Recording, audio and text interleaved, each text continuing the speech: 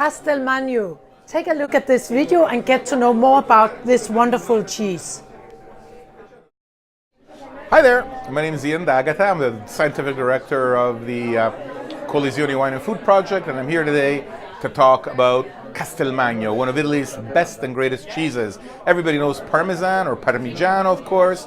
Everybody knows Gorgonzola, but in fact, Castelmagno may very well be Italy's oldest or second oldest cheese known by a specific name. In fact, there is definite documented evidence dating back to 1277 of inhabitants of the town of Castelmagno that had to pay a local nobleman in wheels of cheese. But in fact, there are some data that point to the fact that Castelmagno was there already in the 11th century. Castelmagno is a unique blue-green cheese. Blue-green because we call them blue cheeses, but in fact, the mold in Castelmagno is more green. It is a naturally occurring...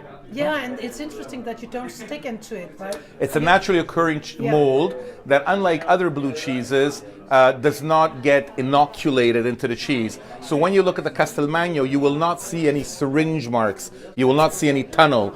The Castelmagno develops that mold naturally because it's placed in caves, so it develops naturally.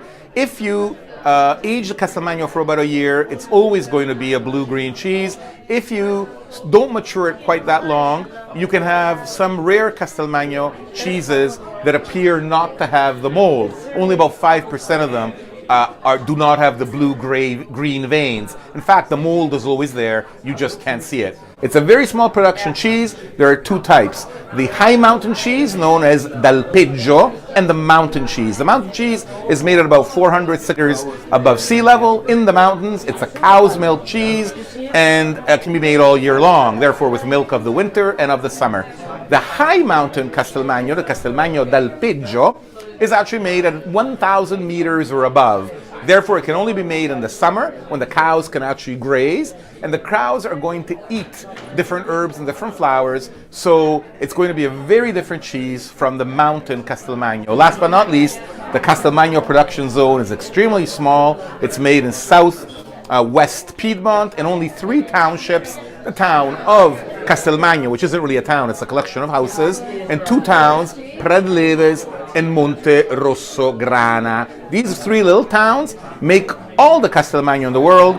There's roughly 3,000 wheels only of this raw cow's milk Castelmagno d'alpeggio and 30,000 wheels of the Castelmagno of Mountain di Montagna.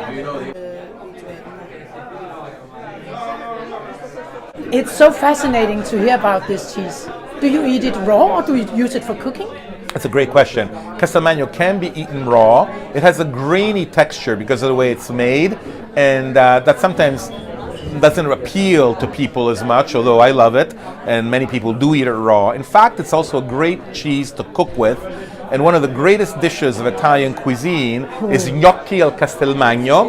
It's really one of Italy's 10 best pasta dishes. It's an amazingly silky, smooth sauce, and Castelmagno is just a fantastic cheese to cook with. In fact, you cook with the Castelmagno di Montagna, the mountain Castelmagno, while the more intense, more concentrated Castelmagno d'alpeggio of the high mountain, that's usually eaten just raw with a glass of wine, like nebbiolo.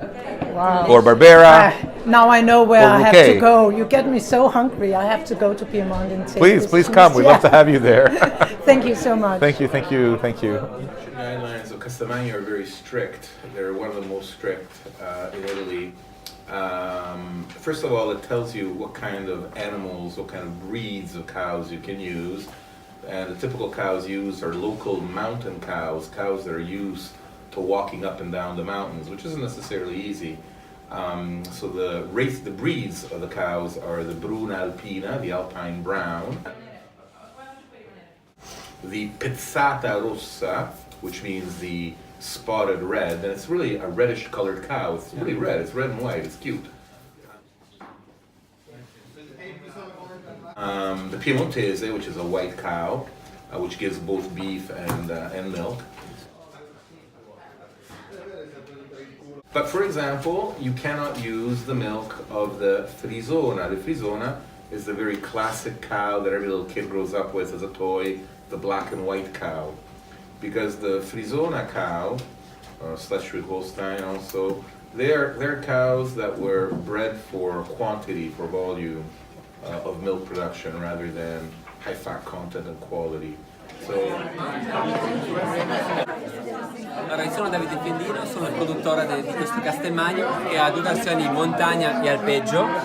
In montagna ha 5 mesi di stagionatura e ha una granulosità comunque ancora accentuata perché è un prodotto che non è troppo affinato ed è molto utilizzato in cucina come fonduta, accompagnamento al riso o gnocchi di patate.